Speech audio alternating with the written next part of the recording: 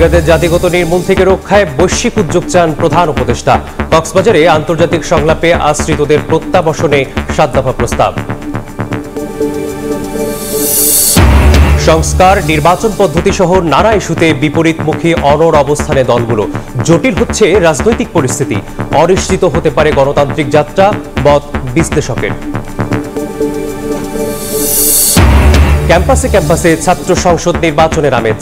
আজ থেকে ডাকসুর প্রচারণা শুরু, চলবে ৭ সেপ্টেম্বর পর্যন্ত। ডাকসুর খসড়ার প্রার্থী তালিকা প্রকাশ।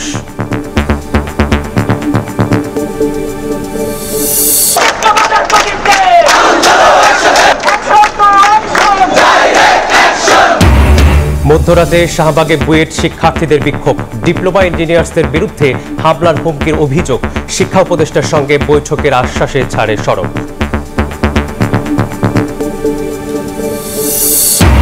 এবং সীমান্তে বিএসএফ এর গুলিতে ৭ মাসে নিহত ২২ বাংলাদেশি। ১৬ বছরে ৬০৭ জনকে হত্যা। তথ্য আইন ও সালিশ কেন্দ্রের। আলোচনায় কাজ না হলে আন্তর্জাতিক আদালতে যাওয়ার পরামর্শ।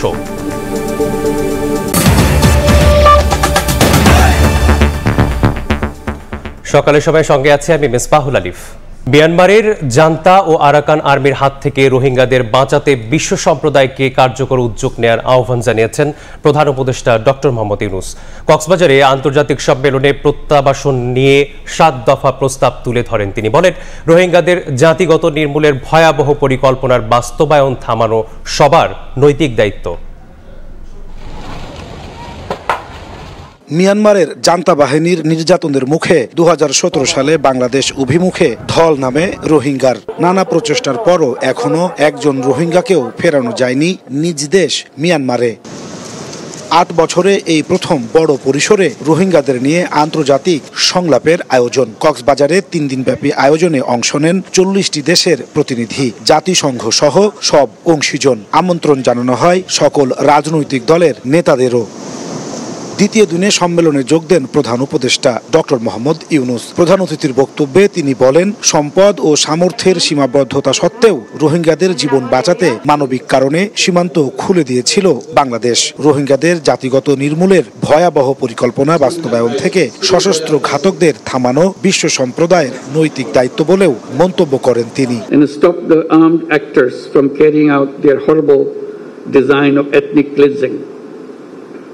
Of the entire Rohingya population. We don't afford anymore to stand silent at the protected situation of the Rohingyas.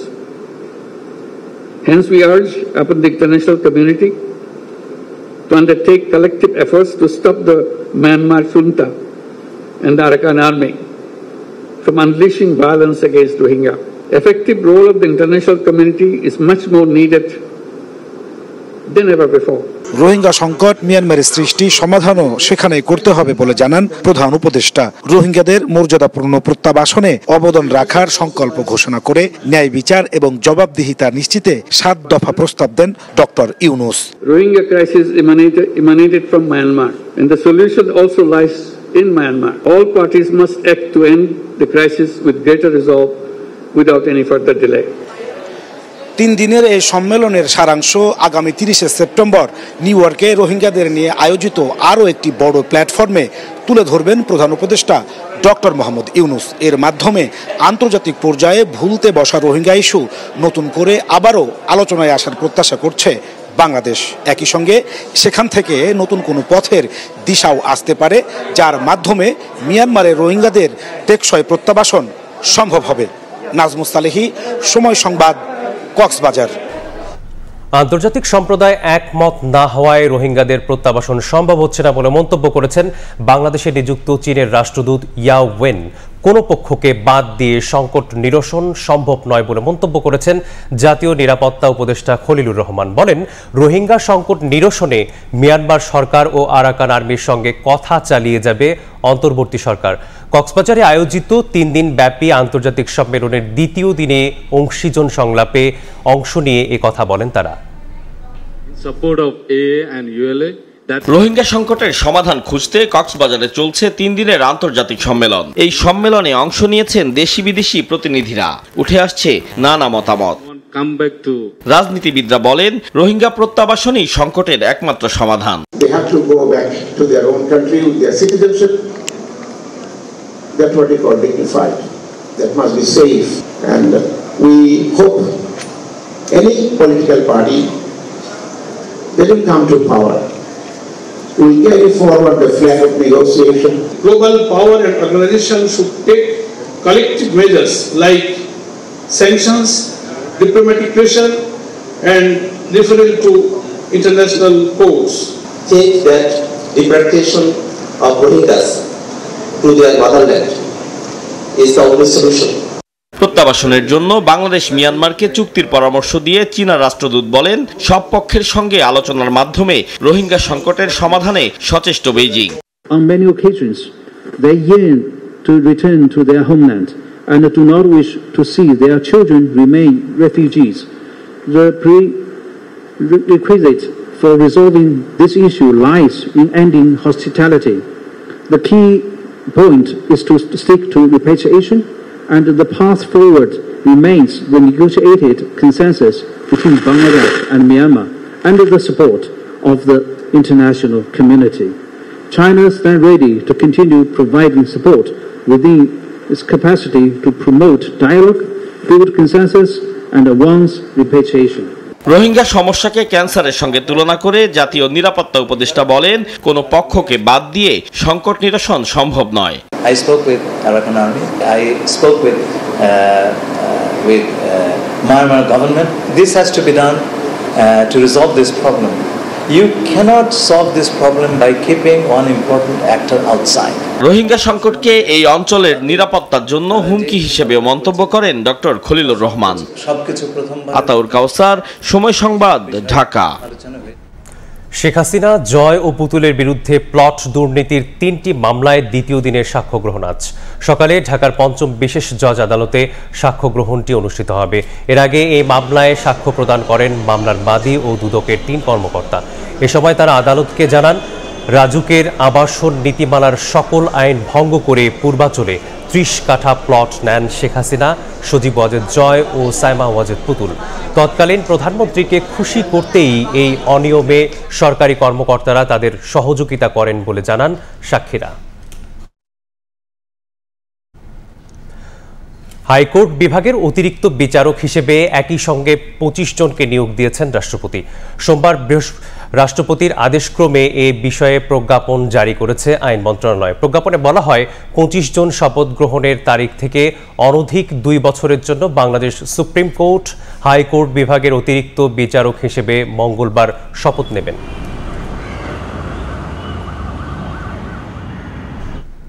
বিভিন্ন ইস্যুতে দলগুলোর বিপরীতমুখী অনড় অবস্থানে জটিল হচ্ছে রাজনৈতিক পরিস্থিতি। বিশ্লেষকদের কেউ কেউ মনে করেন প্রতিপক্ষকে চাপে রাখতে এটি হতে পারে দলগুলোর কৌশল। তবে অনড় অবস্থান অনিশ্চিত করে তুলতে পারে গণতান্ত্রিক যাত্রা। রেডিক্যাল ইসলামপন্থীদের দখলে যেতে পারে ক্ষমতা। সেক্ষেত্রে আলোচনার মাধ্যমে সবকিছু সমাধানের তাগিদ দিচ্ছেন বিশ্লেষকরা। ফারুক ভূঁইয়া রুবিনের রিপোর্ট।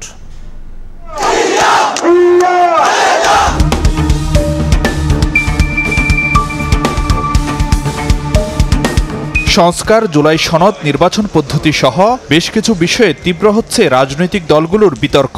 কিছু ক্ষেত্রে মতের ভিন্নতা, আবার কিছু ক্ষেত্রে একেবারেই বিপরীত অবস্থান। সংবিধানের উপর জুলাই সনদের প্রাধান্য, সনদ নিয়ে প্রশ্ন তোলা যাবে না আদালতে, ঐকমত্য কমিশনের এমন কিছু প্রস্তাবে আপত্তি জানিয়েছে বিএনপি। এছাড়া পিআর পদ্ধতিরও বিরোধী দলটি। যদিও এ পদ্ধতিতে নির্বাচনের দাবিতে জোরালো অবস্থান জামায়াত সহ ইসলামপন্থী দলগুলোর। পাশাপাশি জুলাই সনদের আইনি ভিত্তি, নির্বাচনের আগে সনদ বাস্তবায়ন এবং গণভোটের দাবি এসব দলের। অন্যদিকে গণপরিষদ নির্বাচনের মাধ্যমে নতুন সংবিধান প্রশ্নে অনড় এনসিপি। আমরা খুব পরিষ্কার করে তো বলেছি যে আমরা পিআর পদ্ধতি কোনো মতেই মেনে নেব না। নির্বাচনের জন্য যে শর্ত এবং দাবিগুলো আমরা দিয়েছি এগুলো এনশিওর করে নির্বাচনে যেতে হবে। নতুন শাসনতান্ত্রিক কাঠামো যদি বাংলাদেশের মানুষ নির্বাচনের মধ্য দিয়ে না পায়, সেই নির্বাচনে অংশগ্রহণ করার আদতে কোনো মানে থাকে না। স্পষ্টতই দেখা যাচ্ছে নিজেদের দাবি মানা না মানাকে নির্বাচনে অংশগ্রহণের শর্ত হিসেবে জুড়ে দিচ্ছে বিভিন্ন দল। এসব শর্তের মারপ্যাচ কেবলই রাজনৈতিক কৌশল নাকি রাজনীতিকে নিয়ে যাচ্ছে অনিশ্চিত গন্তব্যে উঁকি দিচ্ছে এমন সব প্রশ্ন। বিএনপির উপরে চাপটা যত নির্বাচন সামনে আগায় আসতে থাকবে, আস্তে আস্তে সেই চাপ আরো বাড়বে। মানে আমি যেটা বুঝতেছি যেটা এটা এক ধরনের রাজনৈতিক কৌশল। নির্বাচন না হওয়ার পথে কারোর জন্য কোনো লাভ নাই, সবার জন্য ক্ষতির কারণ হয়ে দাঁড়াতে পারে। সুতরাং আমার ধারণা ওই ভুলের দিকে তারা যাবে না। এই সংকট মোকাবেলা করতে হলে রাজনৈতিক দলগুলোকে আবার পুনরায় ঐক্যবদ্ধ হতে হবে। যদি না হয় তাইলে রাজনীতির মতোই চলবে, যে রাজনীতি আমরা কোনোদিন কেউ চাই না। রাজনীতি হয়তো চ্যালেঞ্জের মুখে পড়বে, সেই চ্যালেঞ্জ থেকে অন্য শক্তির হাতে ক্ষমতা চলে যেতে পারে। নির্বাচনের বিকল্পটা কি? ধরেন তর্কের খাতিরে নির্বাচন হলো না, তাইলে কি হবে? এভাবে তো দেশ চলবে না, চলতে পারে না। তাইলে তো একটা জায়গায় কেউ না কেউ এসে ক্ষমতা তাদের হাতে নিয়ন্ত্রণ নেবে।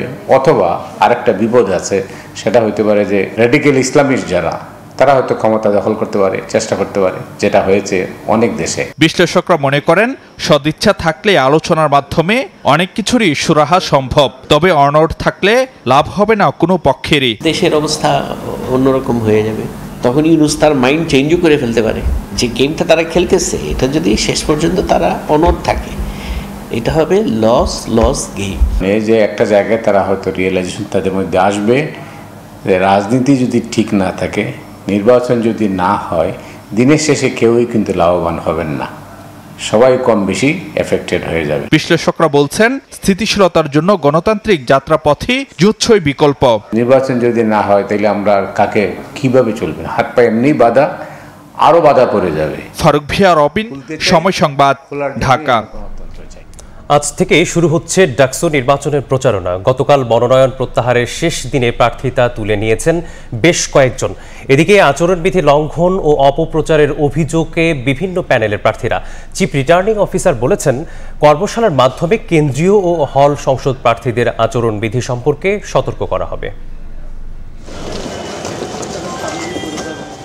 ঢাকা বিশ্ববিদ্যালয় কেন্দ্রীয় ছাত্র সংসদ ডাকসু ও হল সংসদ নির্বাচনের প্রচারণা শুরুর আগের দিন ক্যাম্পাসে উপস্থিতি জানান দেয় নির্বাচনে অংশগ্রহণকারী ছাত্র সংগঠনগুলোর প্যানেল। দুপুরে কার্জন হল এলাকায় শিক্ষার্থীদের সঙ্গে কুশল বিনিময় করেন ছাত্র শিবির সমর্থিত প্যানেলের ভিপি পদপ্রার্থী আবু সাদিক কায়েম ও জিএস পদপ্রার্থী SM ফরহাদ।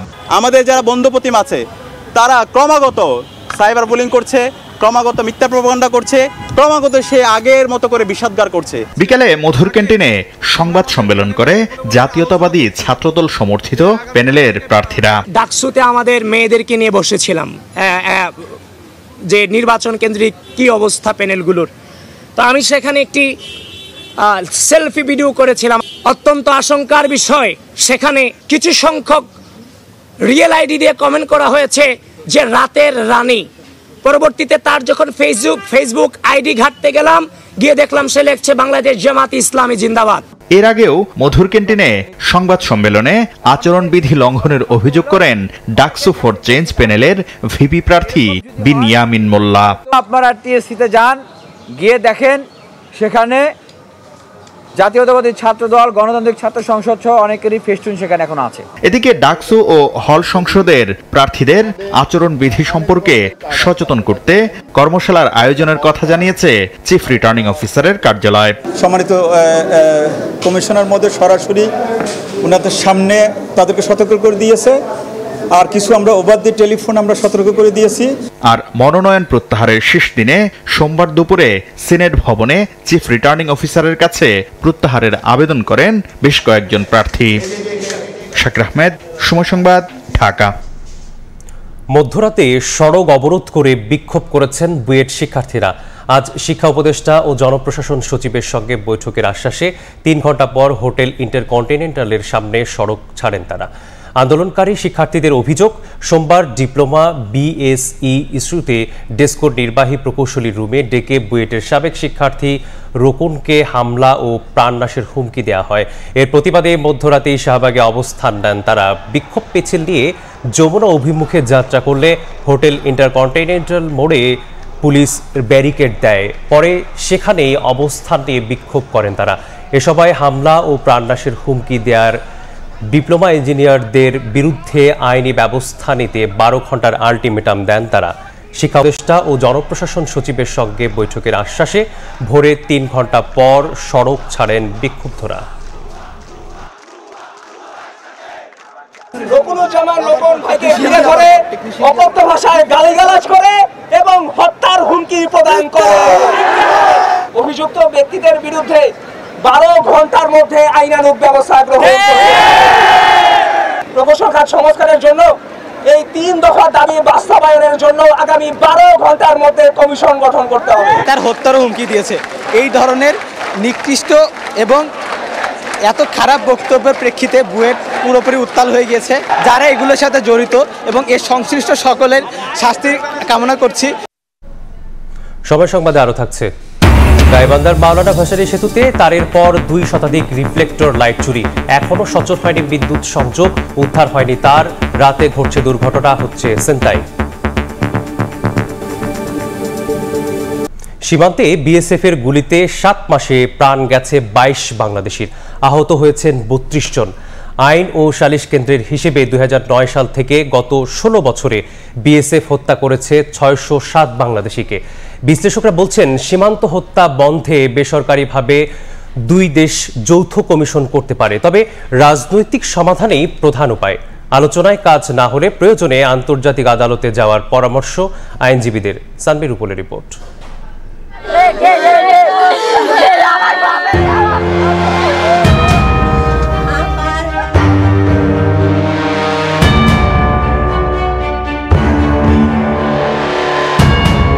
2011 সালের 7 জানুয়ারি কুড়িগ্রাম সীমান্তে বিএসএফের গুলিতে কাঁটাতারে ঝুলে থাকা ফেলানীর লাশ নাড়িয়ে দিয়েছিল বিশ্ব বিবেক। তবে বিবেক নড়েনি ভারতের, তোয়াক্কা করেনি কোনো নিয়ম কানুন আইনের, বন্ধ হয়নি বাংলাদেশি হত্যা। 4096 কিলোমিটার ভারত বাংলাদেশ সীমান্ত যেন নির্মমতার প্রতীক। আইন ও সালিশ কেন্দ্রের তথ্য বলছে 2009 থেকে 24 পর্যন্ত বিএসএফ এর গুলিতে প্রাণ গেছে 607 বাংলাদেশির, আর চলতি বছরের 7 মাসে নিহত হয়েছেন 22 জন। এমনকি গেল বছর কোনো কারণ ছাড়াই বিজেপি সদস্য রইসুদ্দিনকে হত্যা করে নিছক ভুলবশত গুলি চালানোর দায় সারা জবাব দিয়েছে বিএসএফ। 2024 সালে 2 দেশের যৌথ সম্মেলনে সীমান্ত হত্যা শূন্যে নামাতে আলোচনা হলেও কার্যকর হয়নি কিছুই। এ অবস্থায় রাজনৈতিক সমাধান, জনমত গঠন ও ভারতের উপর অব্যাহত চাপ প্রয়োগের পরামর্শ বিশ্লেষকদের। প্রেশার বিল করতে হয়, আমি যেটাই করি না কেন, ভারতের জনগণকে বোঝানো যে এটা একেবারে আনলফুল কিলিং হচ্ছে। যারা মারা গেছে তাদের হাতে কোনো অস্ত্র ছিল না, তারা অস্ত্র ব্যবহারও করেননি। বর্ডার কিলিং থামানোর জন্য একটা কমিশন তৈরি করা হলো, এবং এটা সিভিল কমিশন, কারণ সরকারি কমিশন করলে এটা ওই বসবে আর কিছু হবে না।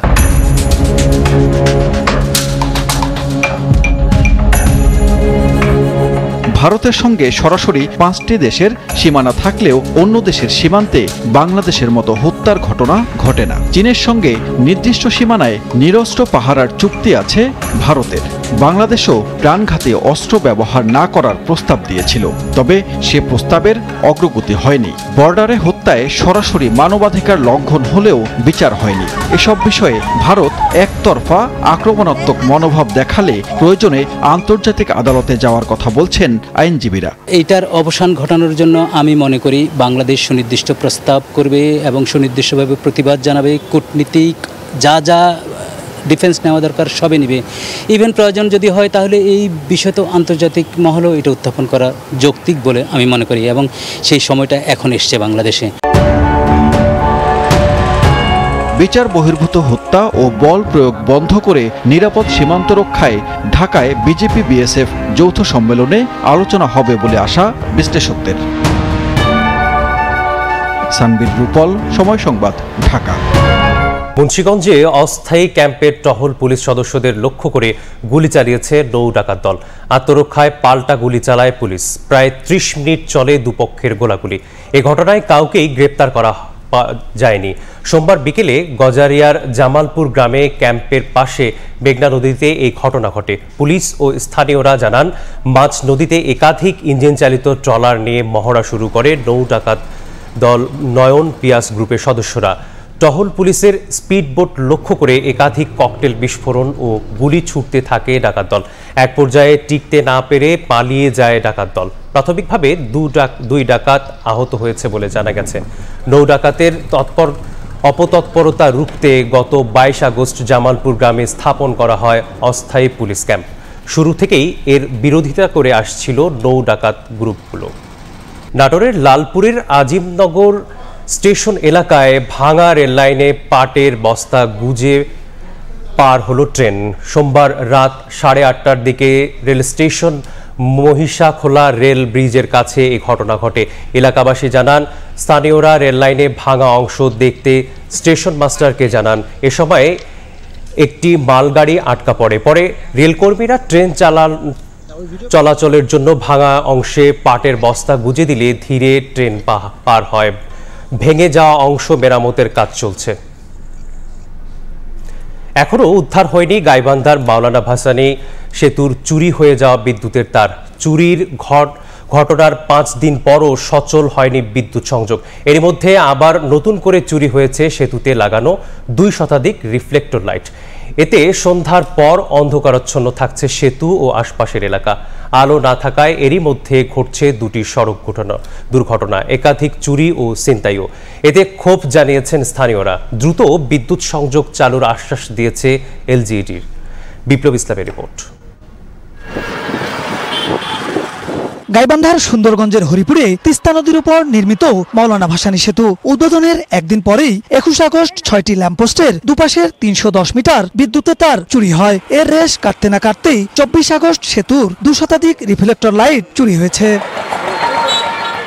স্থানীয়রা জানান, উদ্বোধনের পর থেকে প্রতিদিন সেতুর উপর দিয়ে হাজারো যানবাহন চলাচল করছে। সেতুটি দেখতে প্রতিদিন হাজার হাজার দর্শনার্থী আসছেন, কিন্তু সন্ধ্যা হলেই অন্ধকারে ঢেকে যাচ্ছে দুই পারের কয়েক কিলোমিটার সংযোগ সড়ক সহ পুরো সেতু। এতে 4 দিনের ব্যবধানে সেতুতে 2টি দুর্ঘটনায় 1জন নিহত ও 2জন আহত হয়েছেন। পাশাপাশি ঘটছে চুরি ও ছিনতাইয়ের ঘটনা। লাইট চুরি হওয়ার কারণে আমরা অন্ধকারে আছি। ব্রিজটা যেদিন উদ্বোধন হলো তার পরের দিন থেকে আমরা অন্ধকারে আছি। কালকে রাতেও তো মনে করো ব্রিজের মধ্যে 3 জন অ্যাক্সিডেন্ট হয়েছে। এই যে অন্ধকারের ভেতরে ছিনতাই হবে, মিনতাই হবে, ডাকাতি হবে, একটিশন হবে, এগুলো তো কেউ গুরুত্ব নিচ্ছে না কেউ। এলাকাবাসীর অভিযোগ, সেতু ও সড়ক পারাপারে রাখা হয়নি ন্যূনতম নিরাপত্তা ব্যবস্থা। চুরির ঘটনায় এখনো পর্যন্ত কাউকে শনাক্ত করতে পারেনি আইন শৃঙ্খলা বাহিনী। এই ব্রিজের ব্যাপারে কোনো প্রশাসনিক কোনো উদ্যোগই নাই, এবং এই কেবলগুলো যে চুরি হলো, এই কন্ডাক্টর যে ছিল এদেরকে কেন জিজ্ঞেস করা হলো না? প্রশাসন এখন কি যে করতেছে, এখন তো কোনো কিছু আমরা পাচ্ছি না। পুলিশ ক্যাম্প নাই, এই পাশেও একটা নাই, ওই পাশেও একটা নাই। আমরা দুই পক্ষেই পুলিশ ক্যাম্প চাই। তবে শীঘ্রই বিদ্যুৎ সংযোগ চালুর আশ্বাস এলজিইডির। অপ্রীতিকর এসব ঘটনা বন্ধে স্থানীয় জনগণের সহায়তা চান সংশ্লিষ্ট কর্মকর্তা। তার আসার পর আমি 2 দিনের সময়ের মধ্যে এটা আশা করি আমরা পুরো বৃষ্টি আলোকিত করতে সক্ষম হব। সর্বসাধারণ অত্র এলাকার লোকজন এটা নিরাপত্তা বিধান কিংবা একটু সচেতন না হয়, তাহলে সার্বিকভাবে আমাদের জন্য বৃষ্টি আলোকময় রাখা একটু কষ্টসাধ্য হবে। এলজিইডির তথ্যমতে 1490 মিটার দীর্ঘ মাওলানা ভাসানী সেতু নির্মাণে ব্যয় হয়েছে 925 কোটি টাকা। সেতু এবং দুই পারের মানুষের যোগাযোগের সার্বিক নিরাপত্তায় সেতুর 2 প্রান্তে 2টি পুলিশ বক্স স্থাপনের দাবি জানিয়েছেন স্থানীয়রা। বিপ্লব ইসলাম, সময় সংবাদ, গাইবান্ধা। সকালের সময় আরো থাকছে। টাইফুন কাজিকিতে লন্ডভন্ড চীন, ভিয়েতনাম। ডুবেছে রাস্তাঘাট, ঘরবাড়ি, সরিয়ে নেওয়া হলো বাসিন্দাদের। ইয়েমেনের এডেনে বন্যা, ভারতের উত্তরখণ্ডে পাহাড়ি ঢলে ভূমিধস। জাহাজের পাশাপাশি কন্টেইনার জট নিয়ন্ত্রণের মাধ্যমে দেশের আমদানি রপ্তানি বাণিজ্যে গতি আনতে অবশেষে কন্টেইনার ধারণ সক্ষমতা বাড়ানোর মহাপরিকল্পনা বাস্তবায়ন শুরু করেছে চট্টগ্রাম বন্দর কর্তৃপক্ষ। প্রথম পর্যায়ে দীর্ঘদিন ধরে পরিত্যক্ত অবস্থায় পড়ে থাকা কয়েকটি শেডে অন্তত 5,500 কন্টেইনার রাখার ব্যবস্থা হয়েছে। ৬,০০০ রপ্তানি কন্টেইনারের জন্য ডেডিকেটেড শেড অপারেশনে যাবে চলতি বছরই। শাহওয়াত টিপুর ছবিতে বিস্তারিত জানাচ্ছেন কমল দে।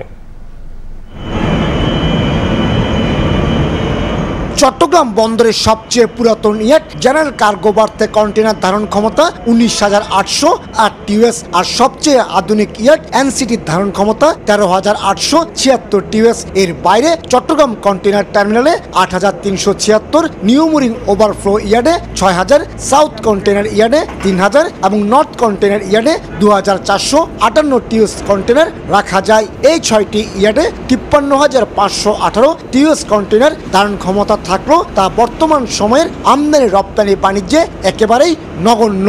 যেই হারে আমাদের ব্যবসা বাণিজ্যের পরিধি বেড়েছে সেই হারে পোর্টের কিন্তু হ্যান্ডলিং ক্যাপাসিটি এবং স্টোরেজ ক্যাপাসিটিটা বাড়েনি, যার কারণে আমরা দেখতে পাচ্ছি যে জাহাজের বার্থিংয়ের সংকট, একইভাবে কন্টেনার একটা যে কনজেশন পোর্টের ভিতরে সেটা কিন্তু বিরাজমান আছে।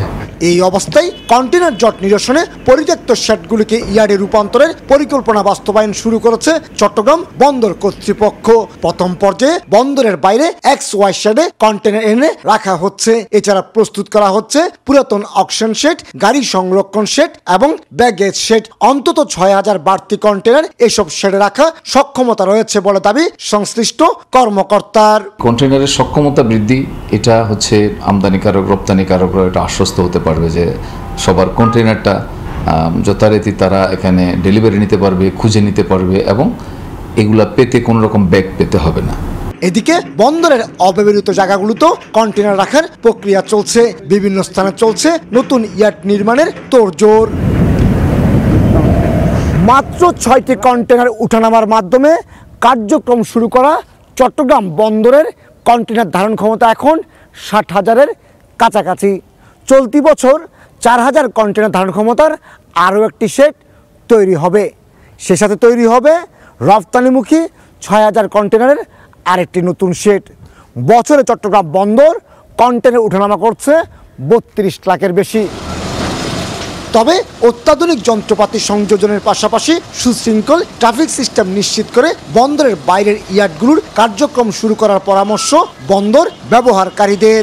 গেট সিস্টেমটাকে আরও ইজি করতে হবে, ফার্স্ট এন্ট্রেন্স ফার্স্ট এক্সিট করতে হবে এবং ট্রেইলারগুলোর মধ্যে যদি আমরা ডিসিপ্লিন কোনো আনতে না পারে তাহলে কিন্তু এটা কঠিন হবে।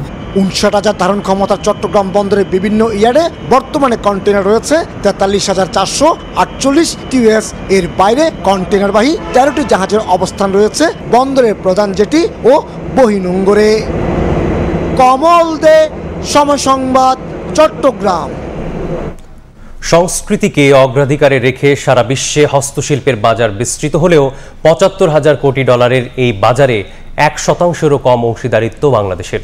অথচ দেশীয় কাঁচামাল নির্ভর উৎপাদিত এসব পণ্যের ভ্যালু এডেড বা উচ্চমূল্য সংযোজনের হার ৮০ থেকে কখনো কখনো ১০০%।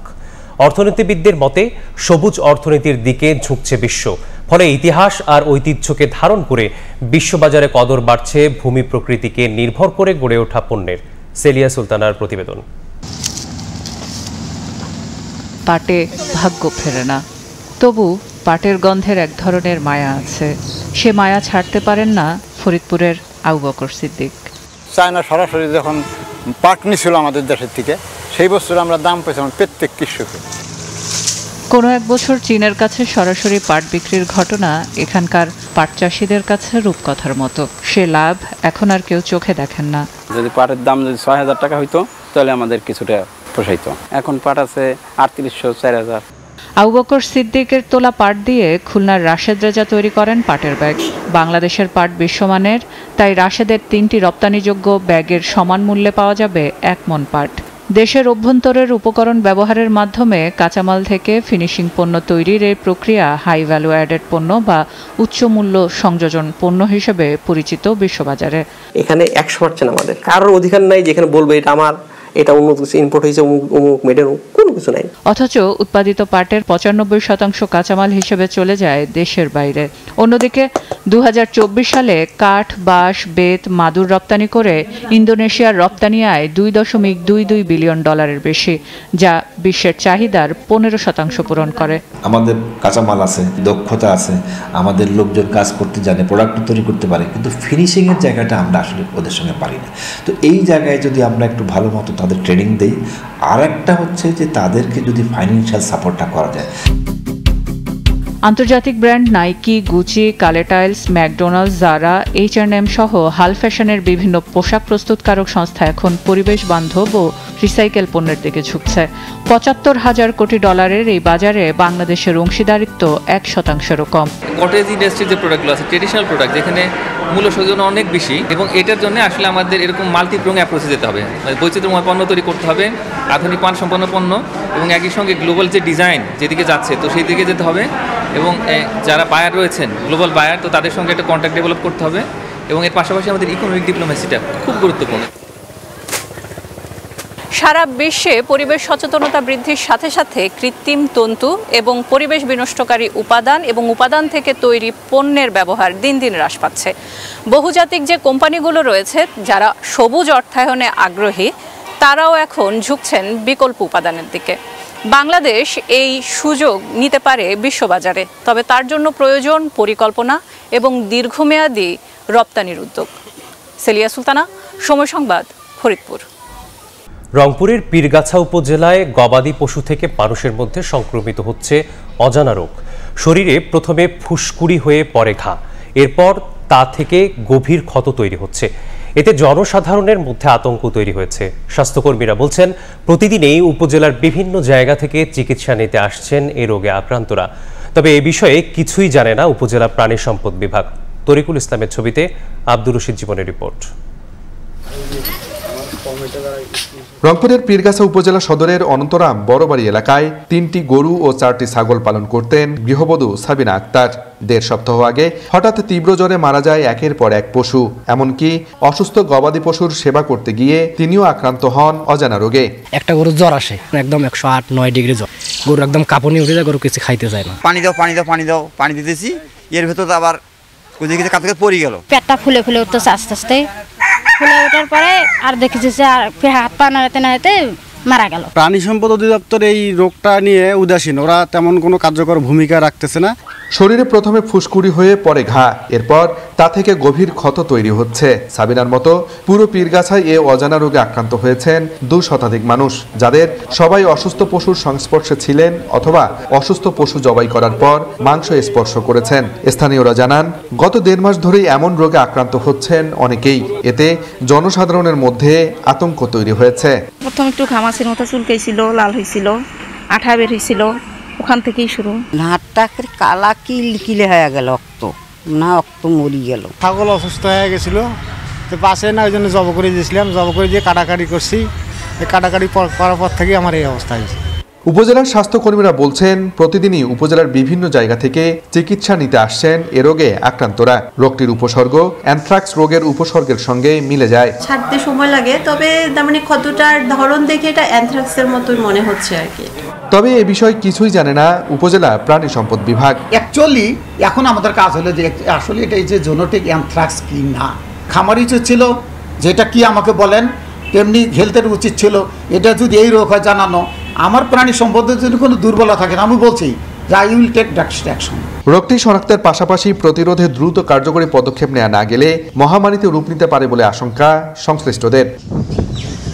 আব্দুর রশিদ জীবন, সময় সংবাদ, রংপুর।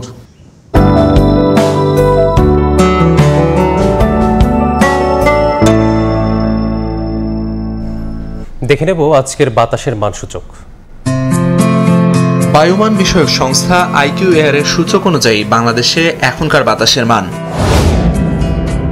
ঢাকা বিভাগের বায়ুর মান 81, যা সন্তোষজনক। বাতাসের আর্দ্রতা 82%।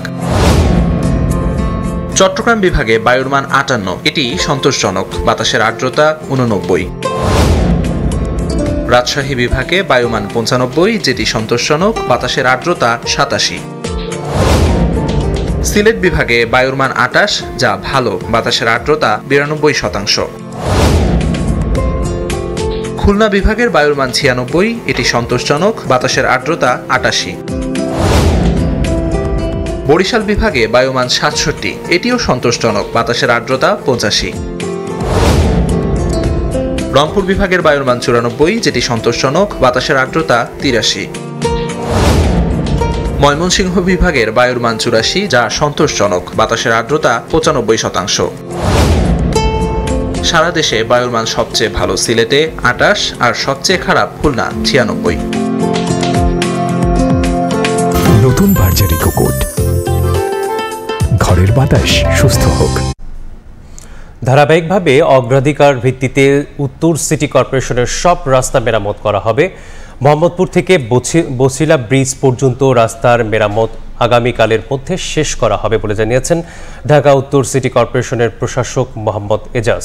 মঙ্গলবার রাতে রাজধানীর মোহাম্মদপুরের রাস্তা মেরামতের কাজ পরিদর্শন শেষে এসব কথা জানান তিনি।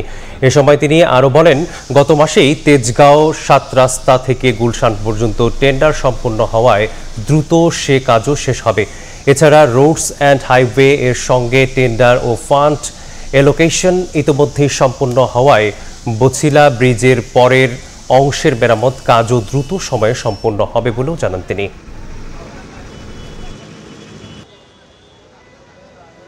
টেন্ডার যেহেতু হয়ে গিয়েছে, এটা রোডস অ্যান্ড হাইওয়ে এই জায়গা থেকে শুরু করে বছিলা ব্রিজ পার হয়ে এবং শেষ মাথা পর্যন্ত এই পুরো রাস্তাটি রিপেয়ার, মানে একদম রিপেয়ার না, তারা নতুন রাস্তা করে দিবে। সিটি কর্পোরেশনের যতটুকু কাজ করে তার 20 ভাগ লোকও নাই।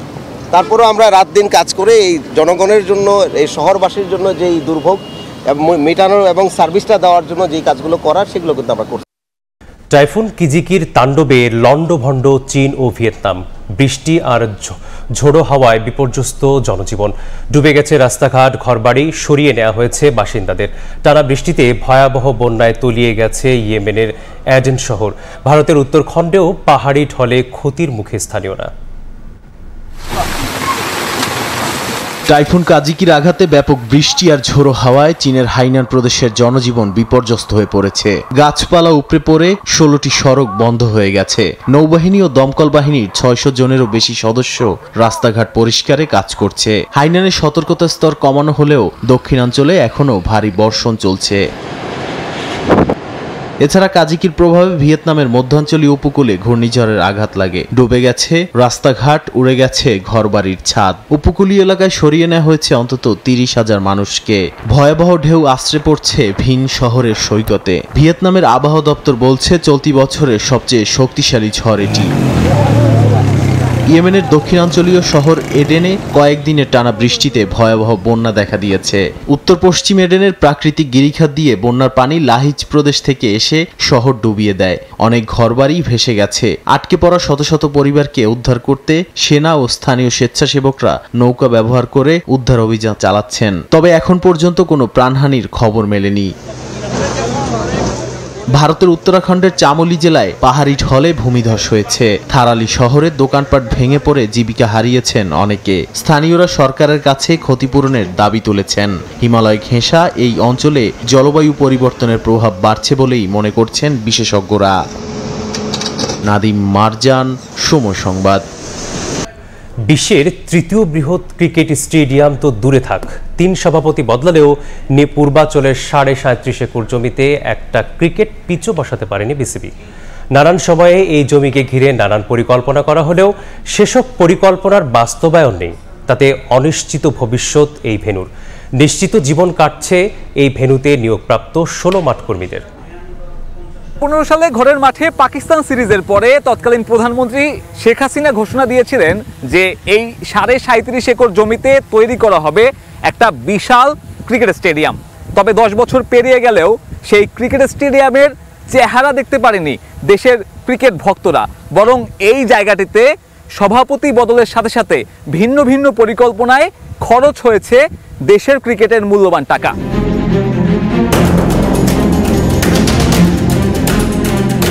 10 বছর ধরে কেবল দেখেই যাচ্ছে বিসিবি, কখনো পাপন কখনো ফারুক।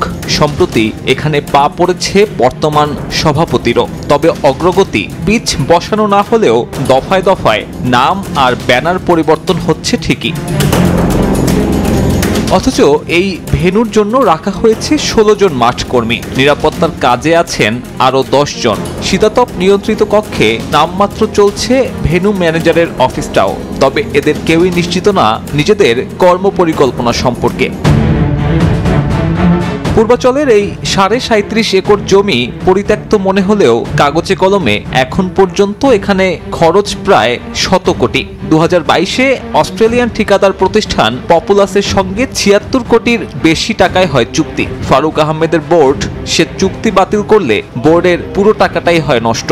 পপুলাসের সঙ্গে এই চুক্তি নিয়েও আছে দুর্নীতির অভিযোগ, চলছে দুদকের তদন্ত।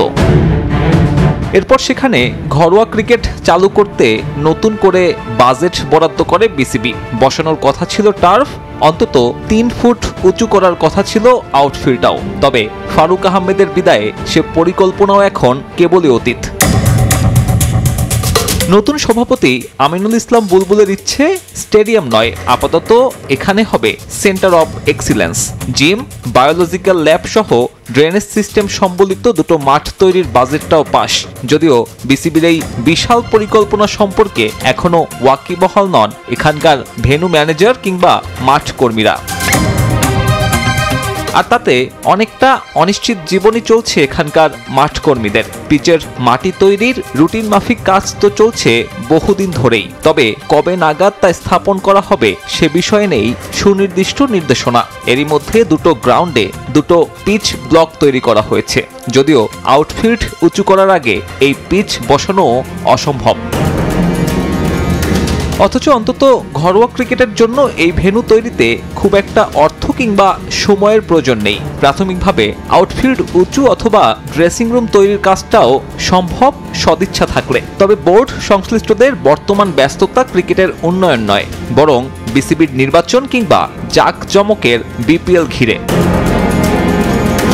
এরপরেও এই ভেন্যুকে ঘিরে যতটুকু আশার আলো উকি দিচ্ছে তার প্রধান কারণ আইসিসির হয়ে বুলবুলের কাজ করার অভিজ্ঞতা। যদিও বিসিবির পরের নির্বাচনে সভাপতির চেয়ারে আরও একটা বদল আসলে আবারও অনিশ্চিত হয়ে পড়বে এই ভেন্যুর ভবিষ্যৎ। সাব্বির মিথুন, সময় সংবাদ, ঢাকা। এ পর্যায়ে শীর্ষ সংবাদগুলো জানিয়ে দিচ্ছি আরেকবার।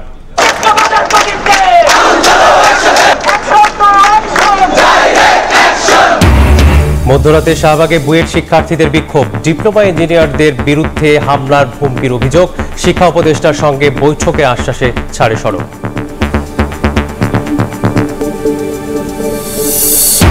সংস্কার, নির্বাচন পদ্ধতি সহ নানা ইস্যুতে বিপরীতমুখী অনড় অবস্থানে দলগুলো। জটিল হচ্ছে রাজনৈতিক পরিস্থিতি, অনিশ্চিত হতে পারে গণতান্ত্রিক যাত্রা, মত বিশ্লেষকের।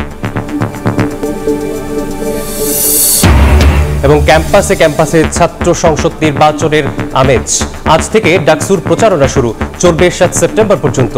ডাকসুর খসড়া প্রার্থী তালিকা প্রকাশ।